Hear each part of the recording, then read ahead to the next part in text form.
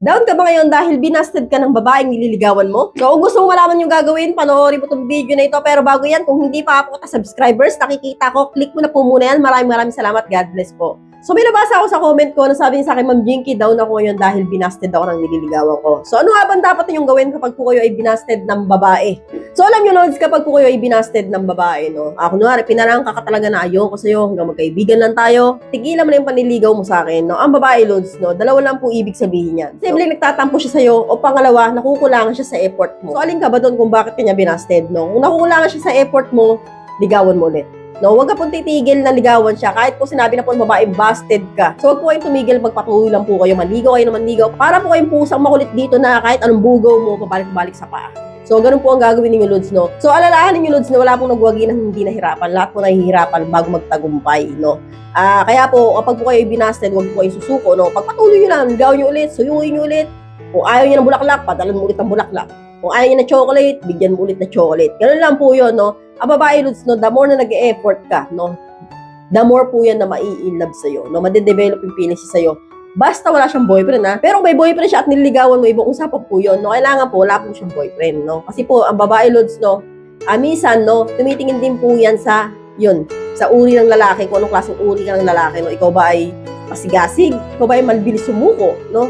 Ang gusto ng mga babae, Lods, so, syempre, yung masigasig, di ba? Yung talaga nga namang ma-effort. So, doon po mas nai-inlove ang babae, no? So, kaya, Lods, kapag binasted ka, no, pagpatuloy mo naman, ligaw ka na naman ligaw, no? Hindi ibig sabihin yan, binasted ka ngayon, busted ka na forever, no? Meron pa rin pag-asa yan, marami pa rin pag-asa, no? Kapag sinabi niyang busted ka na ngayon, sabihin mo, maghihintay ako, manliligaw pa rin ako. So, hindi ako susuko hanggat hindi nagiging tayo. Kasi talaga nga namang gusto kita, no? Ikaw lang talaga yung babaeng pinapangarap ko, mahabang buhay. So, ganun, parang kain mo. So, ang mga babae, Lods, no, karamihan nadadala sa bola yan, no? Galingan yung mambola, no?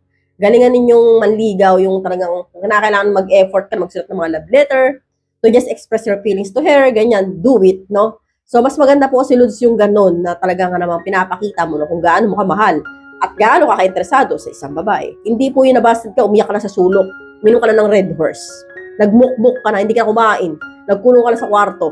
So, sino sa inyo yung ganyan? So, mali po yan, no? Kailangan, Lods, kapag binabasted ka ng babae, ibig sabihin, magpapogi ka palalo. So, ibig sabihin, mas pumorma ka. Mas magpabango ka. So, mas mag-effort ka. Ganun po yun. So, kasi po, nakukulang siya sa effort mo. So, kaya, Lods, huwag po kayo mawala ng pag-asa kung nabasted po kayo ngayon. No? Hindi pa po yung katapusan ng mundo. No? Meron pa rin po pag-asa, marami pa. So, kaya po, never give up po kayo po ay may nagugustuhan talaga mga babae. No? Kasi po, karamihan sa mga babae, pakipot lang po yan. No? Tinetest lang po kayo niyan kung hanggang saan kayo. Pero sa bandang uli, no? Marami pong mga ganyan love story na ayaw sa umpisa pero nagkatuluyan pa rin. No? Parang ako. Nangyari din po sa akin yan, ayaw ko sa isang lalaki, pero nagkatuluyan pa rin kami.